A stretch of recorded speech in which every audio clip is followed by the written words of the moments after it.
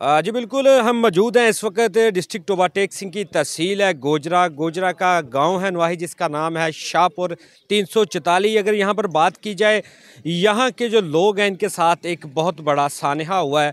वो किस तरह से हुआ?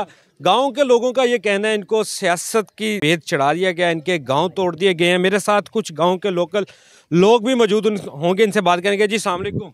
वालेकुम। क्या हाल है? ठीक है। ठीक है। क्या नाम है आपका? रहमत अली। रहमत अली, आप बताएं मुझे ये क्या सीन हुआ, ये घर किस तरह से टूट गया? ਇਹ ਜੀ ਅਸੀਂ ਇਲੈਕਸ਼ਨ ਲੜਦੇ ਸਾਂ। ਇੱਕ ਪਾਰਟੀ ਜਿਹੜੀ ਮੀਆਂ ਤਾਰਕ ਸੀ, ਇੱਕ ਚੌਧਰੀ ਰਹਿਮਤ ਸੀ। ठीक है। ਅਸੀਂ ਸਾਂ ਬੱਲੇ ਵੱਲੋਂ, ठीक है। ਉਹ ਸਨ ਸ਼ੇਰ ਵੱਲੋਂ। ठीक है।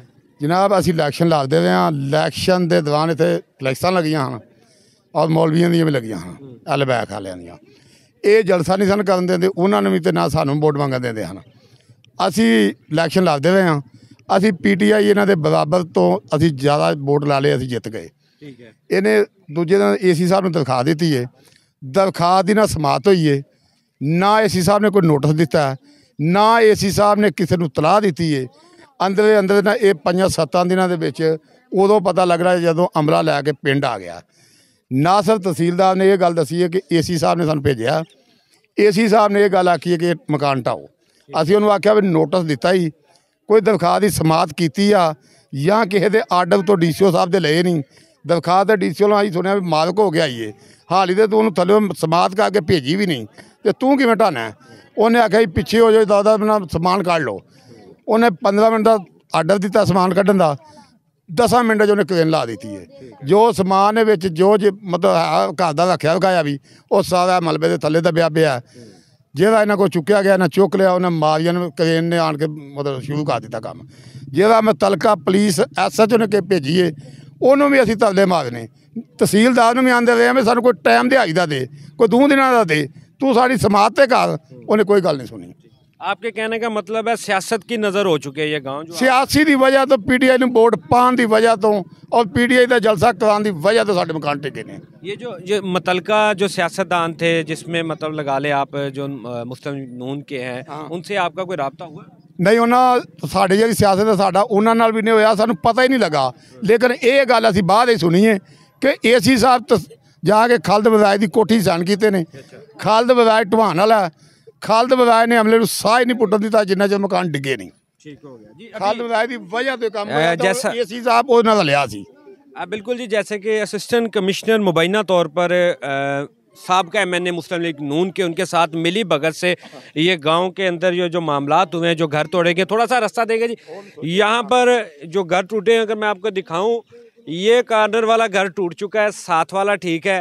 अगर कैमरामैन दिखाए, ये साथ वाला घर बिल्कुल कॉर्नर वाला टूट गया, बिल्कुल साथ वाला ठीक है। और दूसरी साइड पे देखा जाए, तकरीबन चारों साइडों पे इसी तरह है, जो कि पार्टी के बंदे थे उनका घर तोड़ दिया गया। जी क्या कहना चाह रहे हैं? ਜਿਹੜੇ ਪਿੰਡ ਦੇ ਗਾਉਂ ਦੇ ਲੰਬਰਦਾਰ ਸੀ, ਉਹ ਲੰਬਰਦਾਰ ਨੇ ਨੂੰ ਵੀ ਅਸੀਂ ਆਂਦੇ ਰਹੇ ਵੀ ਇਹਦੀ ਸਮਾਤ ਨਹੀਂ ਹੋਈ। ਤੂੰ ਇਹਨਾਂ ਨੂੰ ਪੁੱਛ ਬਈ ਤੂੰ ਇਹ ਕੀ ਕਰ ਰਿਹਾ? ਲੰਬਰਦਾਰ ਖੁਦ ਕੋਲ ਖਲੋ ਕੇ ਢਵਾਨ ਦਿਆ। 344 ਦਾ ਲੰਬਰਦਾਰ 2 ਨੇ ਸਾਡੇ ਪਿੰਡ ਦੇ, ਇੱਕ ਗੁੱਜਰ ਬੁਲਾ ਦਈਦਾ, ਇੱਕ ਅਰਾਈ ਬੁਲਾ ਦਈਦਾ। ਗੁੱਜਰ ਜਿਹੜਾ ਉਹ ਵੀ 12 ਮਲਬਿਆਂ ਦਾ, ਬਾਕੀ ਪਿੰਡ ਦਾ ਅਰਾਈ ਬੁਲਾ ਦਈਦਾ। ਨਸੀਮ ਸਾਹਿਬ ਨੇ ਬਹਿ ਕੇ ਕੋਲ ਖਲੋ ਕੇ ਢਵਾਏ ਨੇ। ਅਗਰ ਪਿੰਡ ਦਾ ਲੰਬਰਦਾਰ ਰੋਕਦਾ ਬਈ ਇਹਦੀ ਸਮਾਤ ਨਹੀਂ ਹੋਈ, ਇਹਦਾ ਨੋਟਿਸ ਨਹੀਂ ਆਇਆ, ਕੋਈ ਸਾਨੂੰ ਵਿਖਾਓ, ਉਹ ਖੁਦ ਨਾਲ ਹੋ ਕੇ ਮੀਆਂ ਤਾਰਕ ਦੇ ਢਵਾਣ वाला। बहुत शुक्रिया जी। आगे चलते हैं जी। यहाँ पर मुंतखब नामुंतखब MNA असामा हमजा साहब भी पहुँच चुके हैं। इलाके के लोग रश काफ़ी यहाँ पे लग चुका है। हम कोशिश करते हैं यहाँ पे MNA साहब से बात करते हैं, इनसे पूछते हैं ये क्या माजरा। जी अस्सलाम वालेकुम। वालेकुम सलाम। सर ये क्या माजरा हो गया? ये गांव के लोग बड़े परेशान हैं, ये घर टूट गए सारे, कह रहे सियासत की भेद चढ़ गई। देखें, एक हमारे मुल्क में ये अलमिया रहा है कि अदारे अपना काम नहीं करते। मैं मानता हूं कि ये चौक था, ये मैकलोड रोड या बीडन रोड या माल के ऊपर चौक नहीं है, ये 344 जिम्बे शाहपुर का चौक है और यहाँ पे कभी भी ट्रैफिक मुतासर नहीं हुई। लेकिन जब ये मकान बन रहे थे तो ये इंतज़ामिया जो आज गिराने आई है, इनके पेशरो वो कहाँ थे? जितनी तजावजात होती हैं उसका बुनियाद यही बनती है कि पहले वो थोड़ा सा आगे बढ़ते हैं, फिर उसके आगे चले जाते हैं। गुजारिश ये है, इस बात के लिए मैंने असिस्टेंट कमिश्नर साहब जो एक हमारे गोजरा के तैनात हैं, नौमान डोगर साहब, उनसे बात की। वो बड़े माकूल इंसान हैं। उन्होंने कहा मैं तुम्हारे साथ प्रिंसिपली एग्री करता हूं कि या तो सब का हो या ना हो, ठीक है जी, लेकिन जो शिकस्त खुर्दा नून लीगी उम्मीदवार है खालिद वड़ैच, उसने दबाव दे के धक्के के साथ ये काम करवाया है। वोटें लोगों ने कल ये 3-4 घरों ने नहीं दी, तुम्हारे पूरे इलाके ने तुम्हें, तुम्हारी पार्टी को रिजेक्ट किया है। इस बारे में मैं यही कहूँगा, ये खिसियानी बिली खंबा नोचे के मुतरादिफ है ये जो अमल है इनका। ये इंशाल्लाह मैं समझता हूँ कि पाकिस्तान तहरीक इंसाफ के कारकुनान, जैसे ये मेरा भाई अब्दुर्रहमान अभी यहाँ पे मौजूद था, किधर हैं अब्दुर्रहमान भाई हैं ये, इनके साथ इनके चचा हैं दूसरी तरफ, अब्दुर्रहमान साहब हैं। इनकी सोशल मीडिया पे भी वीडियो काफी वायरल थी घर टूटने की वजह से। इनसे पूछते हैं क्या क्या कहना चाहते हैं ये जो माजरा आपके साथ हो चुका है, MNA जो मौजूदा गोजरा में पहुंच चुके हैं आपके पास। इसके अलावा मैं आपको बता दूं डिस्ट्रिक्ट टोबा में ये कार्रवाइयां हो रही है, हम गए थे टोबा टेक सिंह में, वहां पे भी घर टूटे। बताएंगे क्या कहना चाहते हैं मौजूदा हुकूमत ऐसे क्या कहना चाहते हैं? ये हमें ना डराना चाह रहे हैं कि ये जो यंग जनरेशन जितनी भी है ना, कि ये अपना तरीके इंसाफ को वोट ना दे। हम लोग शौर रखते हैं कि हमारा जो लीडर है वो समझदार है, हमें शौर दे रहा है। ये छोटी सोच के मालिक है, चिक्कड़ चौधरी है ये, ठीक है। अपने आप को समझते हम चुदराहट करते हैं कि जो भी हम किसी को डराएंगे वो डर जाएगा, हमें जो है ना वो वोट डालेंगे। मगर जो अब हालात जा रहे हैं, मैं नहीं समझता कि जो नून लीग को वोट डालते हैं वो सियाने बंदे हैं, ठीक है। वो जो जितनी भी यंग जनरेशन है वो सारी अब इमरान खान की तरफ है। तो मैं यही समझता हूँ कि छोटी सोच के मालिक की सोच बदलनी चाहिए तो मुल्क बदलेगा। सामा साहब मेरा आपसे एक और सवाल है, डिस्ट्रिक्ट टोबा में खास करके ऐसी कार्रवाइयां हो रही, क्या वजह है कि यहाँ से PTI तहसील गोजरा से विन कर गई है, तकरीबन डिस्ट्रिक्ट से भी किया है काफ़ी सीटों पे, तो डिस्ट्रिक्ट टोबा में खास करके ऐसे क्यों हो रहा है? कभी 32-34 के नाम पर, कभी गैर कानूनी तौर पर जो बैठे हुए हैं उनके इंक्रोचमेंट के नाम पर ये ऑपरेशन किए जा रहे हैं? देखिए ये तो वही बता सकते हैं, ये मैं इसको सरासर सियासी इंतकाम कहूँगा। और मैं ये गवर्नमेंट ऑफ पंजाब, ये जैसे भी है, जैसे भी मरियम साहबा की गवर्नमेंट बनी है, मैं इसको ज़ाहिर है उनका इस वक्त राइजुल अमल है जो चल रहा है, और ऊपर उनके चचा जान बैठे हैं शहबाज शरीफ साहब। मैं उनको ये बात कहना चाहता हूँ कि आप अपने पर्सनल रूल के बजाय रूल ऑफ लॉ यहाँ पे कायम करें। आप रूल ऑफ लॉ इसलिए नहीं कायम करते कि सबसे पहले आप लोग उसकी जद में आओगे। और मैं ये मुतनब्बे करता हूँ कि अगर रूल ऑफ लॉ ना इम्प्लीमेंट हुआ तो फिर यहाँ पे अनारकी होगी, खाना जंगी होगी। ये लोगों के अंदर जो लावा भड़क रहा है ये बहुत तेज आग की सूरत में निकलेगा और इसको फिर कोई चीज काबू नहीं कर सकेगी। ये तो आपको मैं दिखा रहा हूँ, एक गांव में हम बगैर किसी इत्तला के यहाँ पे मैं पहुंचा हूँ। ये स्पॉन्टेनियस लोग यहाँ पे इकट्ठे हुए हैं और इनकी यही आवाज है कि हम एक अल्लाह पे यकीन रखते हैं, हम एक अल्लाह को सजदा करते हैं। हम किसी चिक्कड़ चौधरी को, किसी बदमाश को या उसके किसी चमचे कड़चे को कतन नहीं मानते। और यही इमरान खान की और तहरीक इंसाफ की कामयाबी है। मैं यहाँ पे पाकिस्तान तहरीक इंसाफ के कारकुन की हैसियत से खड़ा हूँ। मैं ये दावे से कहता हूँ कि ये अकेला अब्दुर्रहमान नहीं, लाखों करोड़ों अब्दुर्रहमान पैदा हो चुके हैं। हम सब अल्लाह के बंदे हैं और हम ये चाहते हैं कि पाकिस्तान में रूल ऑफ लॉ हो, गरीब को तहफ़्फ़ुज़ का एहसास हो। यहाँ पे तो सरेआम कानून का बेशुमार कानून साजी होती, अमल दरामद कहाँ पे होता है? अमल दरामद जिन्होंने करना है, जो इम्प्लीमेंट फोर्सेज हैं, उनके ज़रिए ये अपने सियासी अज़ाइम की तकमील करवा रहे हैं। ये डिस्ट्रिक्ट एडमिनिस्ट्रेशन हो गई, हमारी डिविजनल एडमिनिस्ट्रेशन हो गई, हमारी प्रोविंशियल एडमिनिस्ट्रेशन हो गई, पुलिस इनका टूल बनी हुई है।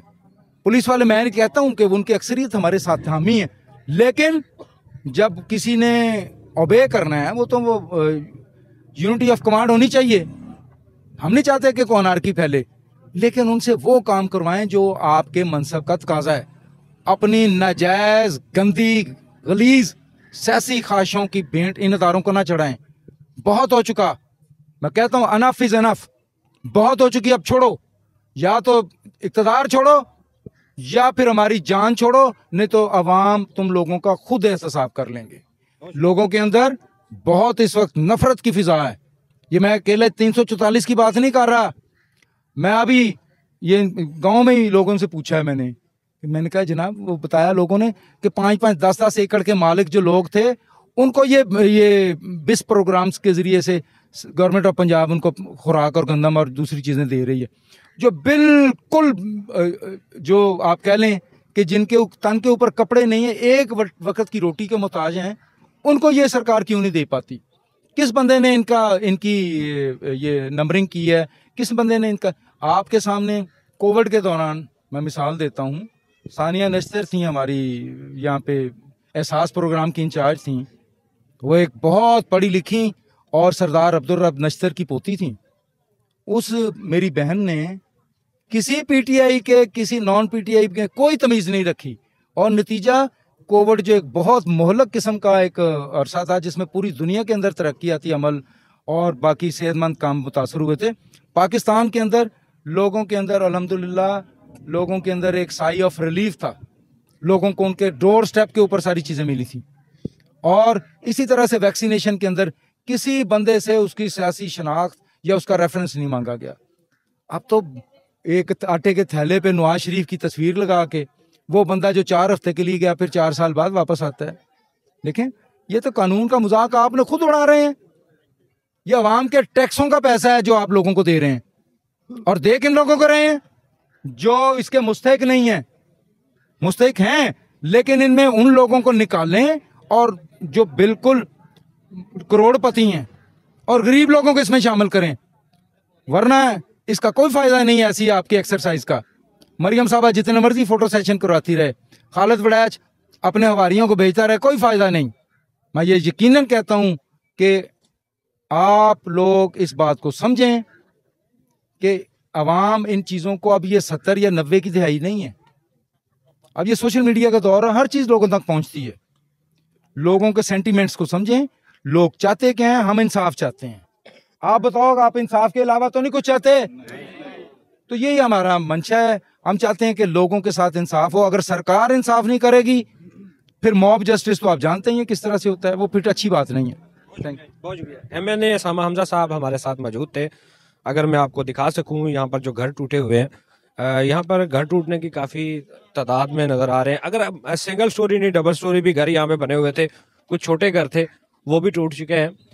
ये वो घर है जी, यहाँ पे आप दिखाएं, ये जो घर है ये तोड़ दिया, अंदर तक कमरे तक तोड़ दिए हैं, और यहाँ तक। वो सामने साथ वाला जो घर है वो बिल्कुल ठीक है। अगर इधर बात की जाए, इस घर को भी तोड़ दिया गया। उसके बाद जो साथ वाले घर हैं वो भी ठीक है। सामने कॉर्नर पे भी वो घर, कॉर्नर वाला तोड़ दिए गए हैं। उसके साथ वाले वो घर ठीक है, उसके पीछे वाले भी ठीक है। अगर बाजार को इतना बड़ा करना था तो मेरा ख्याल है कि टोटल बाजार के अंदर जितनी भी ये जगह थी सारी इंक्रोचमेंट में आती थी, इसे सारे को क्लियर करना चाहिए था। अलबत्ता नज़र जो आ रहा है वो यही आ रहा है कि सियासत की भेद जो ये गाँव के लोग चढ़ चुके हैं। मजीद इंशाल्लाह हम आगे जाते हैं, अभी देखते हैं और क्या इसके ऊपर होता है लाहेअमल। अभी सामा हमजा साहब ने हमारे साथ गुफ्तगू की है और गाँव के लोग हैं, इसमें काफ़ी गमो गुस्सा पाया जा रहा है। देखते हैं कि अभी इसके बाद हुकूमत वक्त इसके ऊपर क्या नोटिस लेती है।